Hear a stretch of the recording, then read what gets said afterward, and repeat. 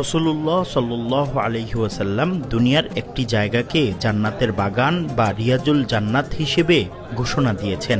সেই স্থানটি হল সৌদি আরবের মদিনা মুনাওয়ারার রাসূলুল্লাহ সাল্লাল্লাহু আলাইহি ওয়াসাল্লামের বাসস্থান ও মসজিদে নববীর মিম্বরের মধ্যবর্তী স্থান।